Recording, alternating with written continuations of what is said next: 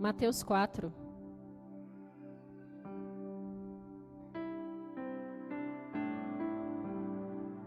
Mateus capítulo 4.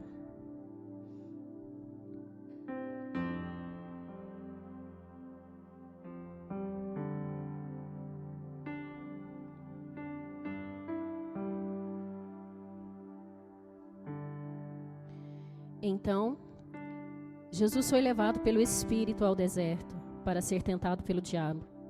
Depois de jejuar 40 dias e 40 noites, teve fome. O tentador aproximou-se dele e disse: Se és o Filho de Deus, manda que essas pedras se transformem em pães. Jesus respondeu: Está escrito, nem só de pão viverá o homem, mas de toda a palavra que procede da boca de Deus. Então o diabo levou a cidade santa, colocou-o na parte mais alta do templo e lhe disse: Se és o Filho de Deus, joga-te daqui para baixo, pois está escrito: Ele dará ordens aos seus anjos a seu respeito, e com as mãos eles o segurarão, para que você não tropece em alguma pedra. Jesus lhe respondeu: Também está escrito: Não ponha à prova o Senhor seu Deus. Depois o diabo o levou a um monte muito alto e mostrou-lhe todos os reinos do mundo e seu esplendor. E lhe disse: Tudo isto te darei, se prostrares e me adorares. Jesus lhe disse: Retira-te, Satanás, pois está escrito: Adore ao Senhor o seu Deus, e só a ele preste culto. Então o diabo deixou, os anjos vieram e o serviram. Amém, queridos? Não sei se vocês sabem muito sobre esse esporte a esgrima. Não é muito popular no Brasil. É aquele que luta com espadas. Eu acredito que pelo menos que todos já tenham visto essa cena, né? E é um esporte de 3 modalidades. Hoje é uma prática esportiva, mas antigamente era para duelos, era uma prática bélica. Bélico é tudo que se refere a guerras, tá bom? Então, quando a gente fala nação tal ou país tal, usou de poder bélico, quer dizer que está se referindo à guerra, a conflitos. Então, a esgrima era uma prática bélica. Com o passar do tempo, porque nós temos registro de civilizações como Egito, Grécia Antiga, que eles praticavam. Bem no início era só para os nobres, depois foi se tornando mais comum, foi sofrendo transformações, e a partir daí, por tantas transformações sofridas, deixou de ser uma prática bélica para guerra, para duelos e para confrontos, e se tornou apenas o esporte que alguns conhecem hoje, né? E é um esporte que usa espada, são três modalidades. Então, cada modalidade é um tipo de arma branca, né? Como nós falamos. Mas, no geral, pode-se dizer, é especificamente espada mesmo, e os outros objetos das outras 2 modalidades é como se fosse uma espada também. E é daí que tem aquela expressão toucher, né? Porque o esporte é assim, você precisa tocar ou alguma parte do adversário para você poder pontuar sobre o seu adversário. Então, ou é a cabeça, e depende da modalidade, que são as 3 modalidades, né? Então, pode ser no peito, pode ser na cabeça, ou no braço, ou nas pernas. E aí, quando você consegue tocar o adversário, eles dizem toucher. Toucher é uma palavra francesa, que significa tocado, você foi tocado. E pensando sobre isso, sobre esse esporte, e é esse esporte que é usado essa espada, né? Agora um esporte, mas antigamente uma prática bélica, uma prática para guerra, uma prática de confronto. E trazendo totalmente, falando totalmente no âmbito espiritual mesmo, a nossa vida espiritual ela é bélica, vocês concordam? É uma guerra, e é o tempo todo. Embora, pode ser que alguns estejam atentos para isso ou não, pode ser que você acredite ou não, pode ser que você esteja preparado ou não, mas a nossa vida espiritual é uma guerra e é um confronto o tempo todo. O inimigo das nossas almas, ele não dorme, ele não para. Não, mas hoje eu nem estou me sentindo muito atacado pelo inimigo, e por mais que a gente não perceba com os nossos olhos carnais, nós somos atacados o tempo todo, seja na nossa mente, nas nossas emoções, e nós estamos em guerra. Fala para o seu irmão, nós estamos em guerra. Essa é uma realidade espiritual. E também, nesse confronto, nessa batalha, nós temos a nossa arma. E qual é a nossa arma? É também uma espada.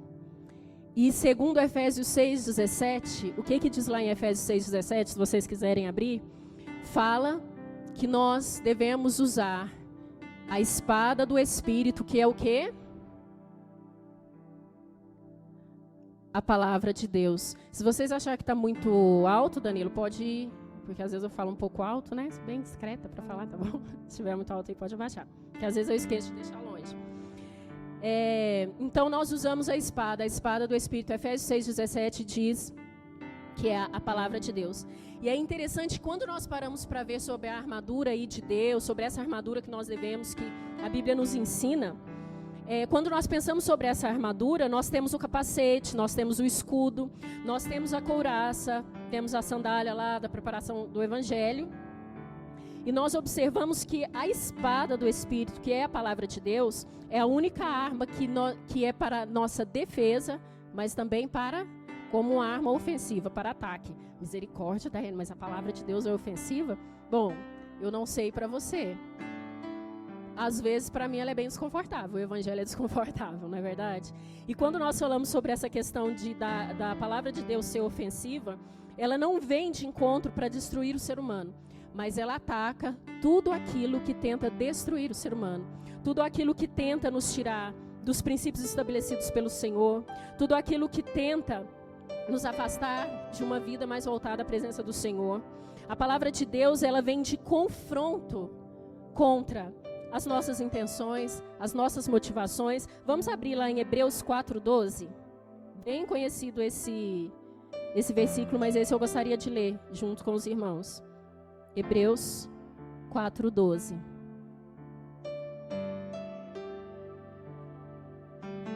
Se alguém quiser ler aí, já tiver encontrado, pode ler em voz alta.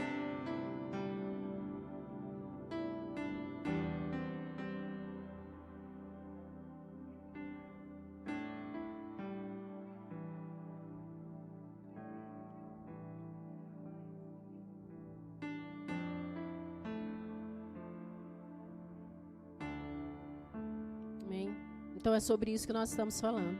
Ela vem de confronto, ela vem de encontro ao pecado na nossa vida. Ela vem de encontro a tudo aquilo que nos afasta do Senhor, a tudo aquilo que foge da vontade de Deus. Espiritualmente, ela é essa que confronta o nosso pecado.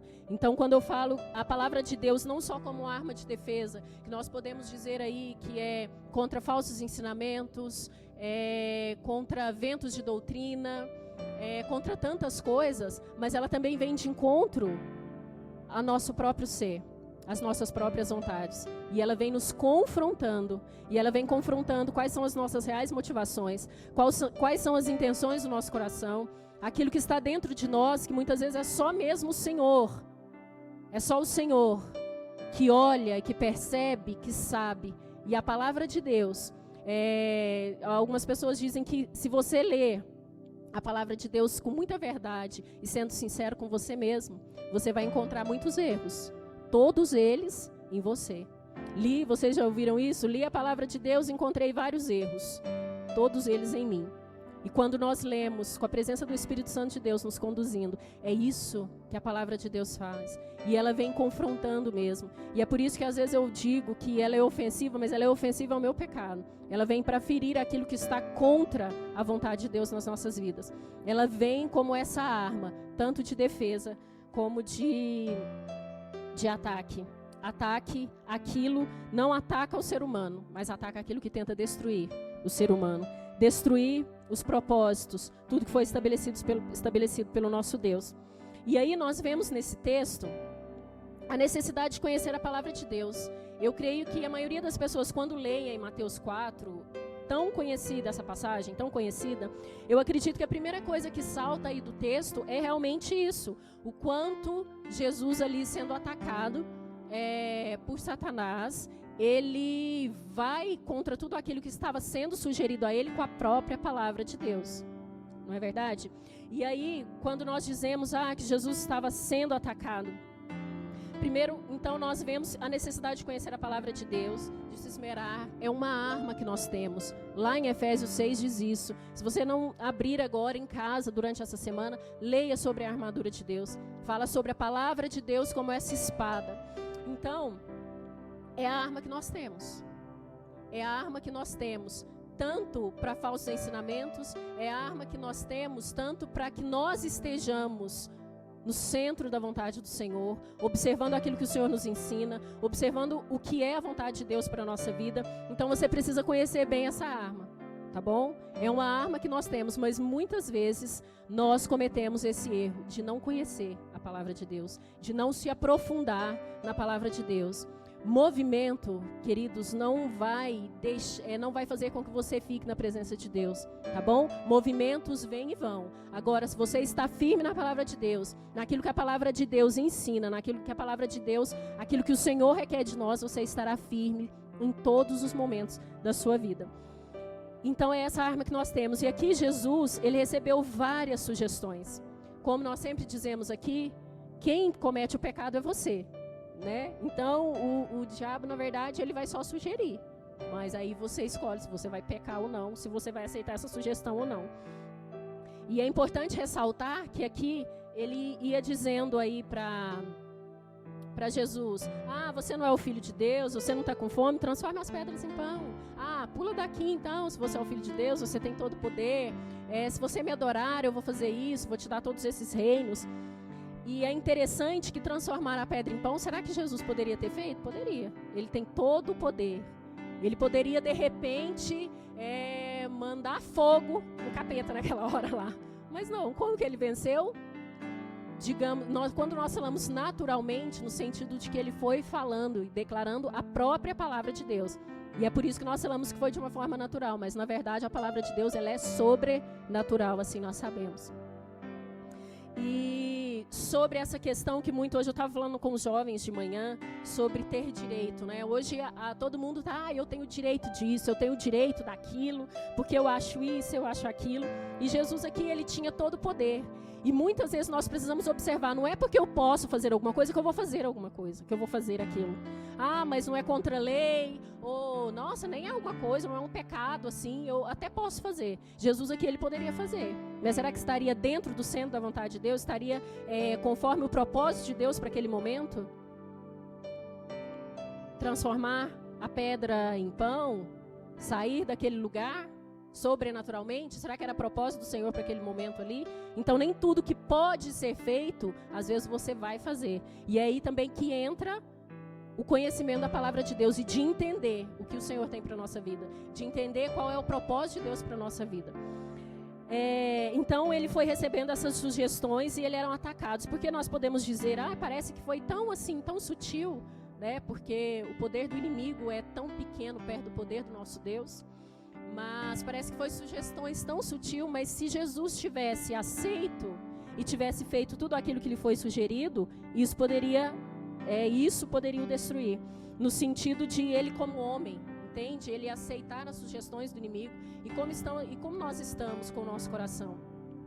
O inimigo é o tempo todo sugerindo, ele sempre vai sugerir algo.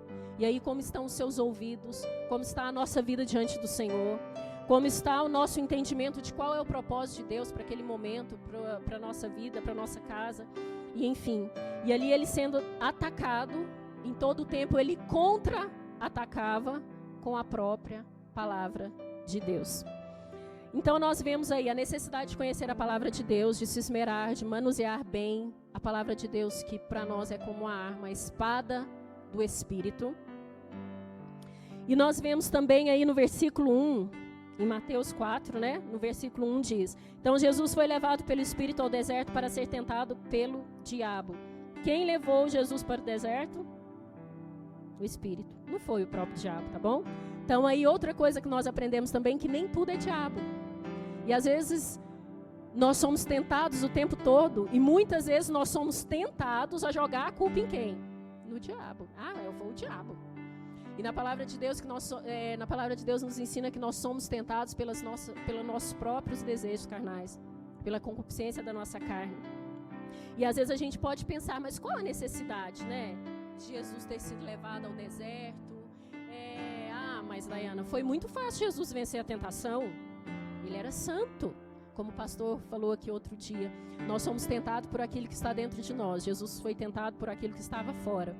Em Jesus não havia pecado e aquilo que veio de fora não o afetou. Nós temos uma natureza pecaminosa e às vezes nós somos afetados por isso. Então, muitas vezes isso é usado como muleta. Então, Jesus venceu a tentação porque ele é santo. Eu não vou conseguir vencer essa tentação. Será? Em Hebreus, eu gostaria que vocês abrissem em Hebreus 2 e depois Hebreus 4. Tudo aí bem pertinho. Quantas pessoas usam isso como muleta para justificar uma vida de práticas pecaminosas? Eu não sou santo. A carne é fraca, né? Jesus era santo, a carne é fraca. E nós sabemos, aí em Hebreus diz que Jesus passou por todo tipo de tentações. Então, aí em Hebreus 2, no versículo 18, vamos ler? Porque, tendo em vista o que ele mesmo sofreu quando tentado, ele é capaz de socorrer aqueles que também estão sendo tentados. Hebreus 4, 15 e 16 nos diz: pois não temos um sumo sacerdote que não possa compadecer-se das nossas fraquezas, mas sim alguém que, como nós, passou por todo tipo de tentação, porém sem pecado. Assim, aproximemo-nos do trono da graça com toda a confiança, assim de recebermos misericórdia e encontrarmos graça que nos ajude no momento da necessidade. Então, essa versão NVI aqui, ela deixa isso muito claro. Então, nós somos capazes de vencer essas tentações, porque Ele é capaz de nos socorrer. Ele é capaz de olhar para nós com esse olhar de misericórdia. E aí é por isso que diz que nós podemos chegar ao trono da graça com confiança, porque Ele não vai nos rechaçar, Ele não vai nos abandonar nesse momento de dificuldade. Ele nos ajuda no momento da necessidade, como diz aí no versículo 16, no momento em que parece que nós seremos vencidos pelas tentações, vencidos pelos momentos que às vezes parece que vão nos submergir. E aí ele diz: acheguemo-nos com confiança. E o Senhor Jesus, que passou por essas tentações, por essas e outras tentações, Ele venceu. E Ele apenas olha para nós hoje como sumo sacerdote e diz: achegue-se, se achegue a mim, se achegue ao meu trono de graça. Porque o Senhor tem esse poder de nos ajudar, Ele tem esse poder de nos socorrer, Ele tem esse poder de estar conosco e nos fazer vencer toda e qualquer tribulação, vencer as tentações. Então, quando nós o buscamos, quando nós nos santificamos, quando nós nos achegamos a esse trono de graça, quando nós nos achegamos com confiança, sabendo que o Senhor nos recebe, sabendo que o Senhor olha para nós com olhar de graça e misericórdia, nós vamos conseguir vencer as tentações. Quando a gente fala... quando nós nos escondemos nele. E quando a gente fala assim sobre algumas palavras, por exemplo, tentação, concupiscência, desejo carnal, a maioria é levada a pensar apenas em pecados sexuais, não é verdade? Quando falar em tentação, já pensa logo em alguma coisa nessa área. Ou concupiscência da carne, desejo carnal. Gente, mas quantas são as tentações e quantas coisas vêm para nos tentar? Nós somos tentados a ser desonestos. Nós somos tentados a pagar o mal com o mal. Nós somos tentados a não crer. Nós somos tentados a viver no ritmo que o mundo vive, correr atrás do que o mundo vive, caminhar do jeito que o mundo vive, acreditar no que o mundo acredita. Nós somos tentados assim. Nós somos tentados a não ter uma vida de oração. Nós somos tentados a não fazer o que a gente sabe que é pecado também, tá bom? Quando a gente sabe que deve ser feito e não faz, nós somos tentados a viver dessa forma. Eu sei que eu preciso fazer isso. Eu sei que algo precisa ser realidade na minha vida espiritual. E eu não busco isso e eu não caminho dessa forma. Nós somos tentados a isso. Nós somos tentados a deixar que a nossa carne domine a situação e domine a nossa vida. Nós somos tentados a não orar. Nós somos tentados a não saber manejar bem essa arma que é a espada. Olha o desenho da Elisa aqui na minha vida. Que é a espada. Nós somos tentados o tempo todo. Então, nós vimos aí a necessidade de conhecer a palavra de Deus. Nem tudo é o diabo. Então, não adianta, às vezes, a gente é tentado e a gente, às vezes, cede aquilo. Alguma coisa que você tem dificuldade, que eu tenho dificuldade, e aí depois a culpa é do diabo. Não, a culpa não é do diabo. Nosso maior inimigo somos nós mesmos. E quando às vezes é mais fácil colocar a culpa no diabo, né? O diabo, você expulsa em nome de Jesus. O diabo, ele não tem poder contra as nossas vidas. Se a nossa vida está na presença do Senhor e o nome de Jesus, não há diabo que resista, tá bom? O Senhor Jesus, o Senhor dos Exércitos. Ele é o Deus, Ele é o nosso general, Ele é o Deus Todo-Poderoso. Então não há desculpa, tá? Que o diabo está me vencendo. Não, a carne, a sua carne, a minha carne, às vezes está nos vencendo. Nós estamos sendo tentados e estamos cedendo a essa tentação. Como o pastor fala aqui, às vezes a gente fica aí conversando com a tentação. Não converse com a tentação. Fuja. E a terceira coisa é que aquele que resiste é fiel e vive o sobrenatural. Vamos lá no versículo 11? Capítulo 4, versículo 11. Diz assim: então o diabo deixou, e anjos vieram e o serviram. Claro que Jesus, como sendo Deus, os anjos foram lá, o serviram. Mas eu fico imaginando essa cena, sabe? Quando eu leio esse capítulo, assim, eu fico imaginando. Aí o diabo sai, Jesus resiste àquelas sugestões, às tentações, e vem os anjos servir Jesus. E a gente entende que quando a gente é fiel ao Senhor, quando a gente resiste àquilo que quer nos vencer na nossa vida espiritual, nós vemos o sobrenatural de Deus acontecer. Nós vemos o Senhor dando ordem aos seus anjos para trabalhar em nosso favor. Nós vemos o sobrenatural acontecer, porque nós vamos ver, quando nós dizemos não às sugestões destrutivas, nós vamos viver e nós vamos ver o sobrenatural de Deus, o Senhor agindo. Nós vamos experimentar a sua presença palpável. Nós vamos ver aquilo que vai além da bênção comum, sabe? A bênção que é para todo ser humano. Nós temos tantas bênçãos aí que são bênçãos comuns no dia a dia. O sol é uma bênção, o calor do sol é uma bênção, a chuva é uma bênção. Às vezes a pessoa não serve ao Senhor, não professa o Senhor como a palavra do Senhor, ou o Senhor como Salvador, mas ele é abençoado assim mesmo. O próprio fato da gente levantar de manhã respirando com saúde é uma bênção. Então existem muitas bênçãos comuns a todos, mas aquele que resiste às tentações, aquele que diz não para a sua carne, aquele que diz não a tudo aquilo que o mundo, que o diabo oferece, verá o sobrenatural de Deus e verá além dessas bênçãos, e experimentará a cura, experimentará o poder de Deus, experimentará a provisão de Deus e vai desfrutar de intimidade com o Senhor. Os anjos vieram servir a Jesus naquele momento. Isso é sobrenatural. Pensa, você ser servido assim, você enxergando os anjos te servindo. Você vai experimentar isso, eu vou experimentar cada vez mais intimidade com o Senhor. Desfrutar daquilo que o Senhor tem, aqueles que sacrificam algumas coisas. Nós sabemos que para a salvação não há nada que nós possamos fazer que nos torne merecedores. Mas no nosso dia a dia, há coisas que nós precisamos renunciar. No nosso dia a dia, há coisas que nós precisamos dizer não. No nosso dia a dia, nós temos que sim sacrificar mesmo a nossa carne e dizer não às propostas do maligno. E eu pergunto para você, em qual área você tem sido tentado? Qual é a área que você é tentado? Nós sabemos que muitas das nossas batalhas é aqui, é na nossa mente. E aí tem a armadura de Deus, que eu convido vocês a meditar durante essa semana. Mas qual é a área que o Senhor, que você tem sido tentado e você precisa colocar diante do Senhor? E precisa ser sincero com o Senhor. Hoje nós estávamos falando sobre um assunto com os jovens de manhã. Eu estava falando com eles. E lá fala alguns passos no final para os jovens, que é a obediência, observar a palavra do Senhor, a confissão e a libertação. E às vezes existem na nossa vida espiritual alguns passos que nós precisamos dar para que isso aconteça na nossa vida, para que a gente seja liberto de algumas coisas, para que a gente consiga vencer algumas coisas.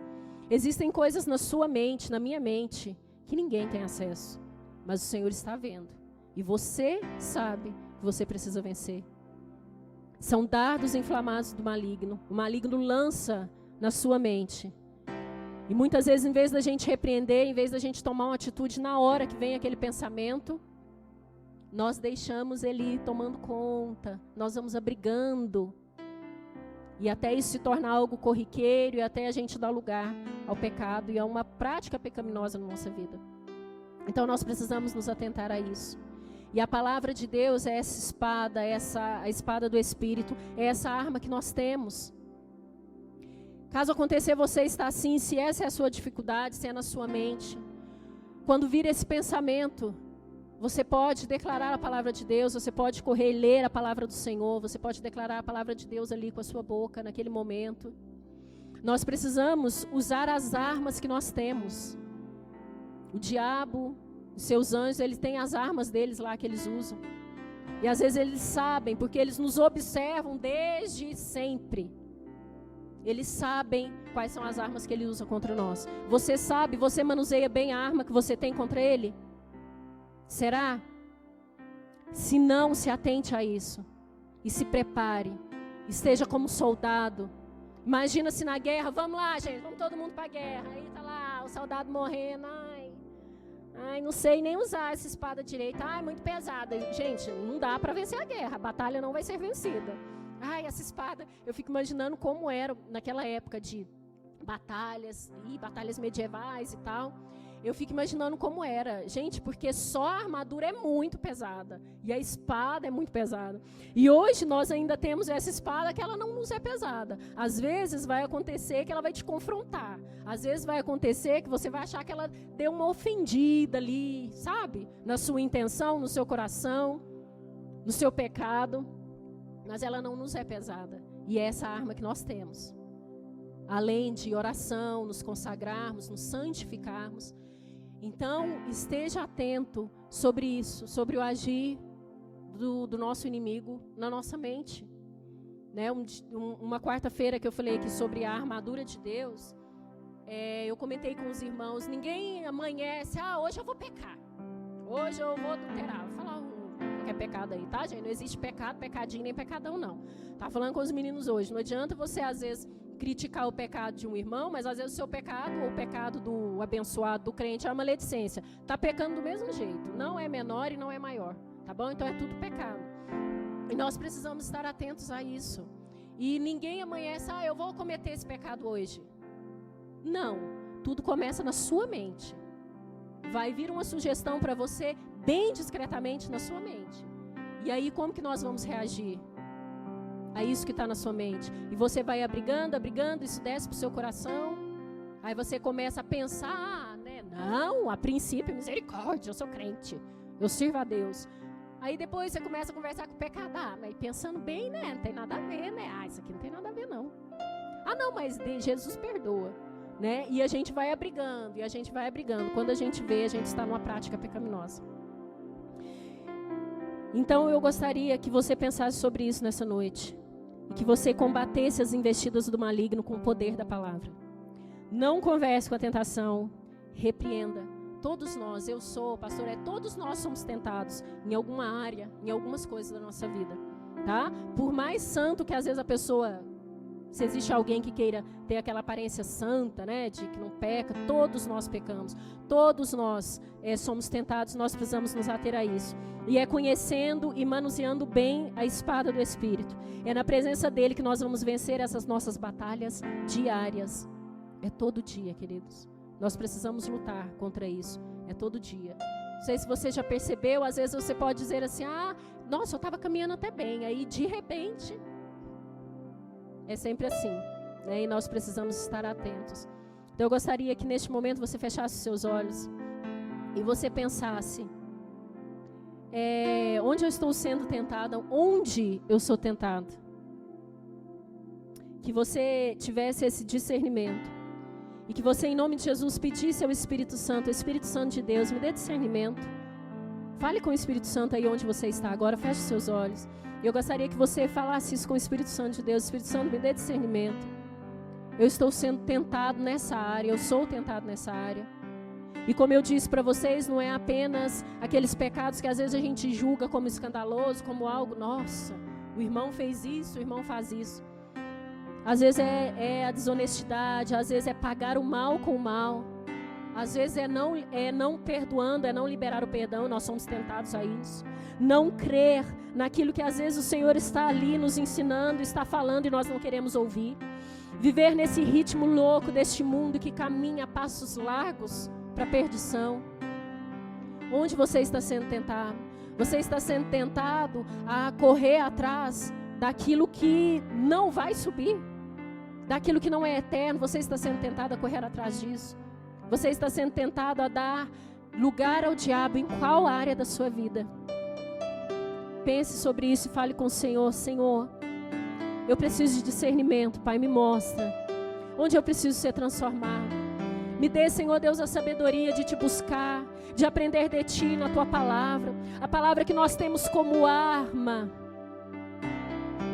a espada do Espírito, que é capaz de discernir, que é capaz de vir de encontro às nossas limitações, às nossas intenções, às motivações do nosso coração, coisas que somente o Senhor pode encontrar e pode enxergar. Senhor, pode ser que muitas vezes as pessoas olhem para nós e não percebam as áreas que nós somos tentados, mas Tu sabes, Pai. E o inimigo também sabe. Tenha misericórdia das nossas vidas. Que como soldados possamos nos levantar e dizer não à concupiscência da carne, a dizer não àquilo que os nossos olhos podem olhar e desejar e não é da Tua vontade. Muitas vezes nós estamos desejando uma vida que o Senhor não tem para nós. Isso também é pecado. Nós não queremos, Senhor Deus. O pecado deve ser um acidente nas nossas vidas. Nós não queremos viver em práticas pecaminosas. Nós não queremos nos afastar de Ti. Nós queremos estar na Tua presença, Pai, sendo revestido pela armadura de Deus e lutando contra tudo aquilo que vem contra a nossa mente, contra a nossa vida. Convido você a ficar de pé. Ministério de louvor. A necessidade de conhecer a palavra de Deus e manusear bem essa espada. Nem tudo é diabo. Às vezes é só a nossa carne mesmo. Nós precisamos nos atentar e precisamos vencer isso. E em terceiro lugar, aquele que resiste verá o sobrenatural de Deus, verá o Senhor agindo. Verá coisas que o mundo não conhece, porque o mundo não pode entender o que vem do Espírito e o que é espiritual. E que o que o Senhor tem para nós, o mundo não pode compreender. Mas o Senhor revelará a nós. E não falo apenas daquilo que o Senhor tem quando nós vamos caminhar pelas ruas de ouro aqui também nessa terra. Aquilo que o Senhor quer fazer em nós, aquilo que nós podemos desfrutar ainda aqui na presença de Deus, fazendo a diferença nessa terra. É sobre isso que nós estamos falando também. A eternidade já começou, querido. Ela já começou. E nós precisamos nos atentar para isso. Você não sabe o dia que o Senhor virá? O dia que o Senhor vai te chamar? Então desfrute daquilo que Ele tem para você ainda aqui. Daquilo que Ele quer fazer na sua vida ainda aqui. O inimigo tem lançado coisas na sua mente e você tem abrigado. E você tem concordado com aquilo que ele tem lançado. Então lute contra isso. Seja em qualquer área da sua vida. Seja pelo simples fato de a gente não se levantar e não se colocar em oração, e não buscar o Senhor em oração e não conhecer mais a sua palavra, não fazer aquilo que Ele tem nos chamado, não cumprir a vocação que Ele nos colocou em nós, não cumprir o chamado dEle nas nossas vidas. Isso também é pecado. O Senhor está nos atraindo, o Senhor nos deu os dons, o Senhor colocou características em nós e nós precisamos usar isso para glorificar a Ele. Aleluia. Santo é o Teu nome, Jesus.